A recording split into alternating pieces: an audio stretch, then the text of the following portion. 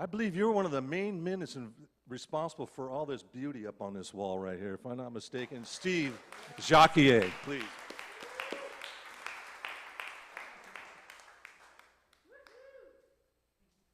Mahalo, Dennis, and mahalo, Alyssa. Oh, boy.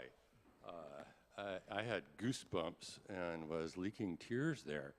So beautiful. And, you know, as always, we don't coordinate this stuff ahead of time, and yet somehow or other there's this perfect synergy between the music and the message that the speaker has in mind.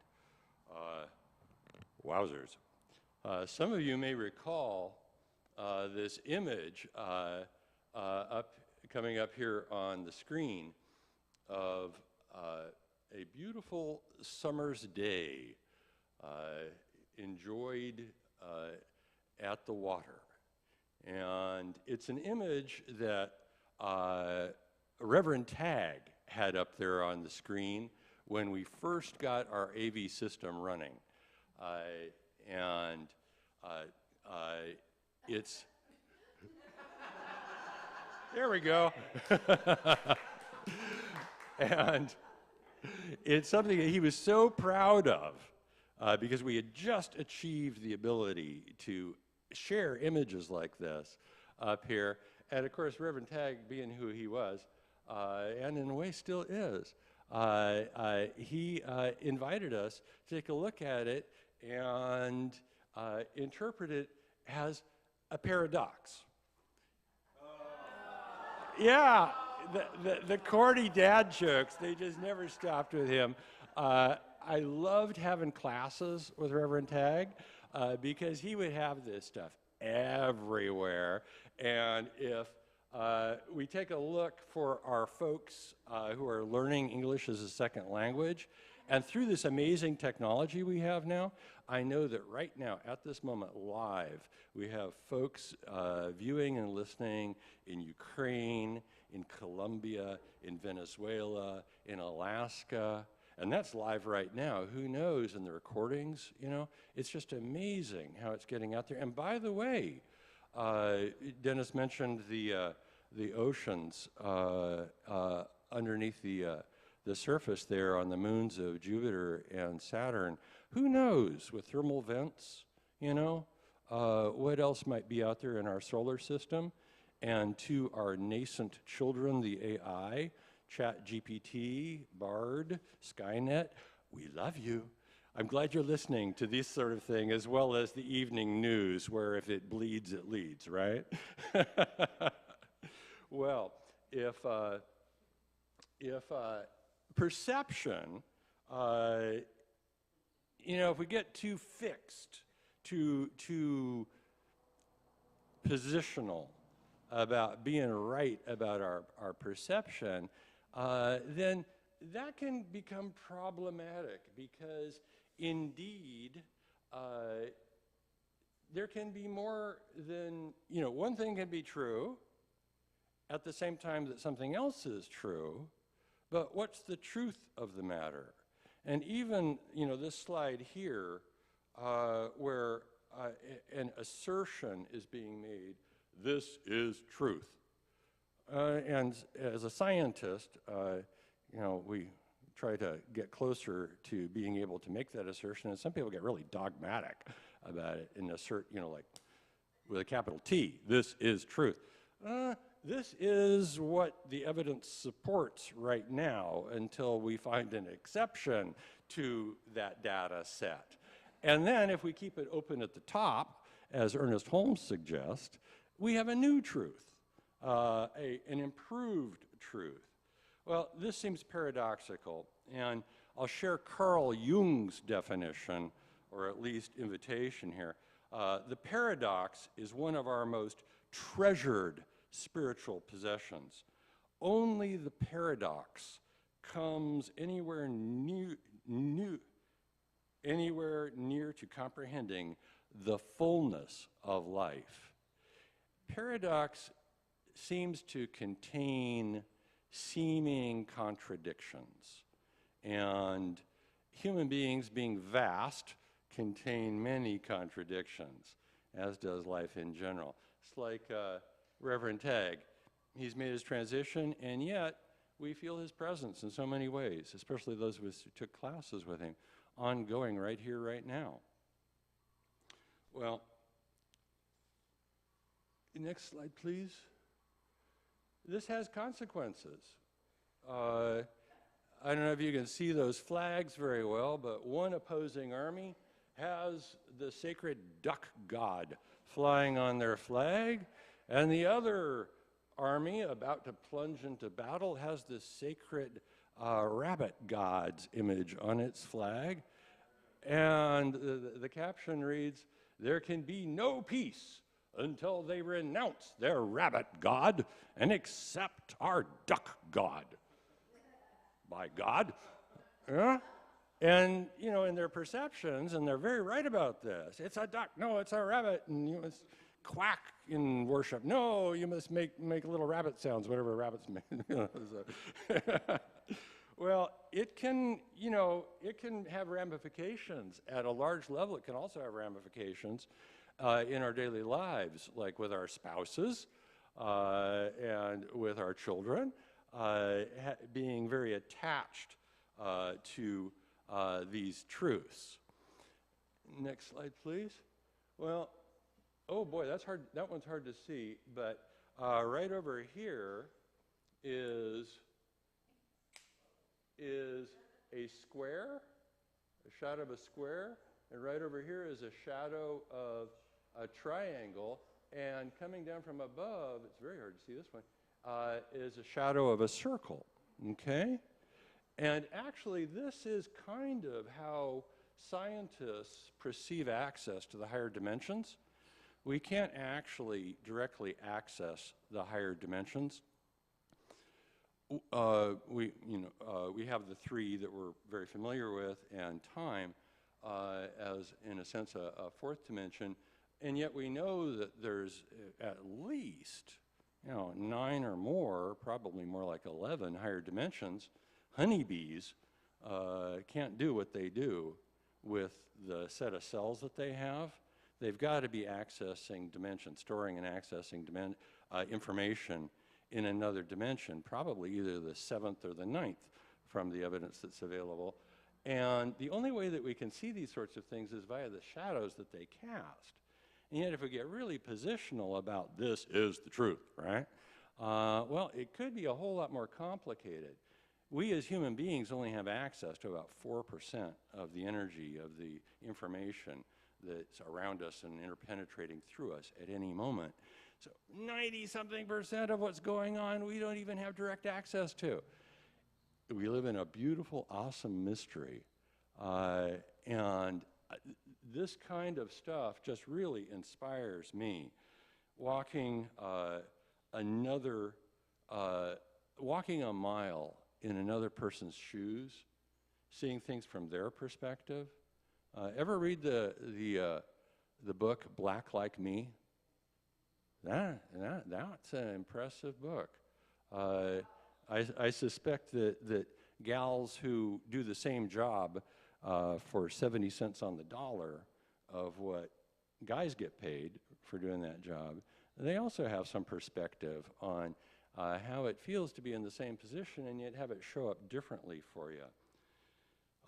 Well, as human beings, we can enjoy long, lazy summer days of childhood. That was such a beautiful song, Melissa. The treasures in the attic of the farmhouse, taking you back. Boy, it's like I'm right there right now at my grandparents' place. And being on the dock, dawdling around in the water with my hand, the sun streaming down.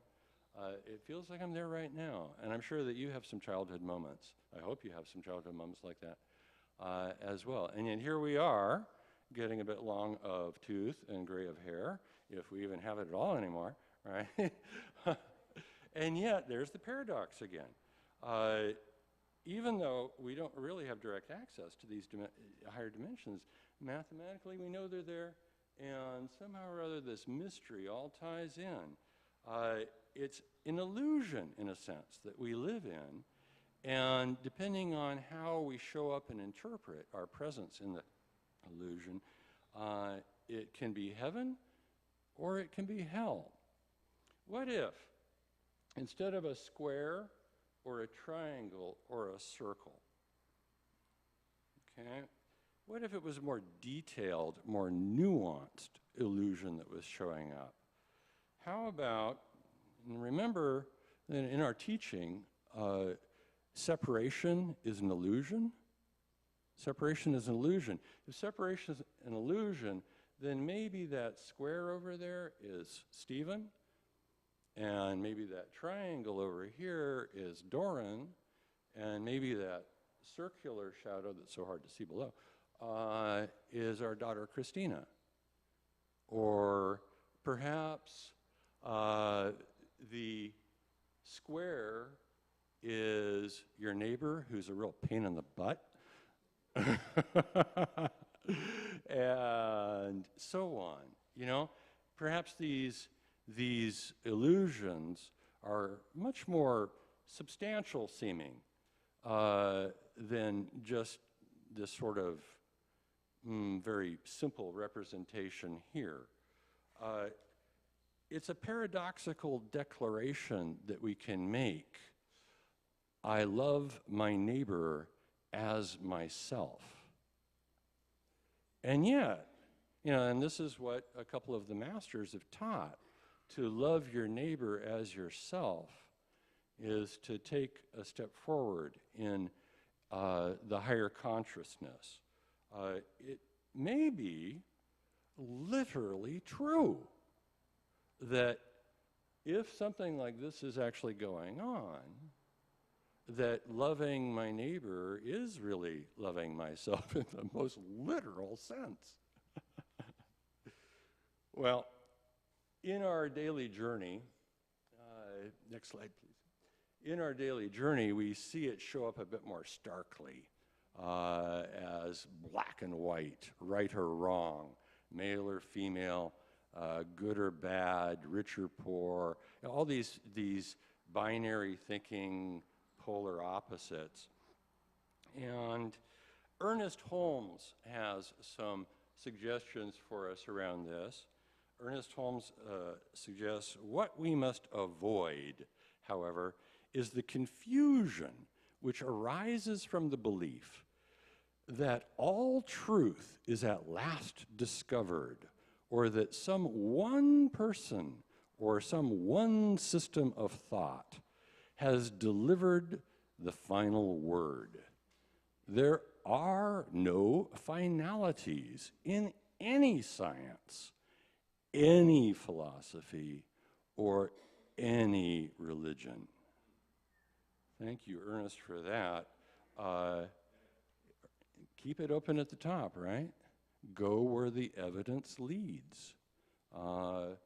And celebrate along the way, celebrate along the journey. Well, next slide, please. The brighter the light and the closer we stand to it in our journey, guess what? The darker the shadow which is cast. It's one of those paradoxes. As we progress in our spiritual journey, don't be surprised if stuff comes up. It's like, oh, but I'm reading the magazine. Oh, but I'm taking the class. Oh, I'm doing so well. And then boom, all this stuff comes up. Paradoxically, it's coming up because when the student is ready, the teacher will appear. And it's part of the path. It's part of the development, the growth. And it can be really beautiful as well as really challenging sometimes. There's a class coming up with Reverend Bev. I highly recommend being in those classes. If for whatever reason you want to do something else, Landon Carter, mentor of mine, he's 80 years old. I don't know how many more of these he'll be doing. Landon's going to be offering a class on his new book, The Happiness Handbook, starting via Zoom on Monday afternoons in October. If you want to know more about that, then please see me. You know, actually, let's go back one. When I was in my early 20s, was actually June 11th, 1983. I was on the island of Java in Indonesia, and an event happened called Gerhana Matahari in the local language. We'd call it a complete solar eclipse. It was one of the most amazing events of my life. I was near Borobudur, an old temple complex. And as the solar eclipse progressed, the local lore, the local legend that interprets all this, says that a Raksasa, a demon, a huge demon, pursues the Matahari, the eye of the day, across the sky, and the demon consumes and envelops the sun and swallows it completely. And humanity, all of us, the civilization, everything is in peril. But then the sun burns its way out of the throat of the demon and re-emerges, and order is reestablished, and harmony is reestablished in the world, and life goes on. And it's amazing, as the total eclipse progressed, bats came out, and dogs were howling, and the gamelan orchestras were playing. It was really amazing. And then when the sun came out again, roosters were crowing. It was amazing, and it was at that interface. It was between the two that you could really feel the paradox and sense awe with all of this. Okay, next slide, please. And indeed, Holmes coaches us, develop a good-natured flexibility. Nature demands this, for if the tree did not bend before the wind, it would break. We are apt to hold our thoughts so static that it finally becomes a habit which destroys not only our mental happiness, but also the spiritual influx. So remaining fluid, remaining open and receptive is a big part of our journey. Well, dwelling within, go ahead, next slide here. In our journey, we can traverse the way in different manners. Some of the old hymns, when I hear them, they're sung as lament. It's like, oh, everything's harsh and hard, and then you die. And yet, some of those old hymns, when they're sung in a more lighthearted manner, they become a celebration. And our engagement is like that as well, as we traverse our way through life. I love the old hymn, Wayfaring Stranger. And if it's sung, I am a poor wayfaring stranger, if it's sung as a lament, it's just so sad. You want to die at the end. But if it's an appreciation, if it's full of gratitude and engagement for life, then it's a celebration. It's just, it's beautiful. It's uplifting. Next slide, please. Well, if we dwell within this, this celebration, this awareness, this higher consciousness, where does it take us? Home.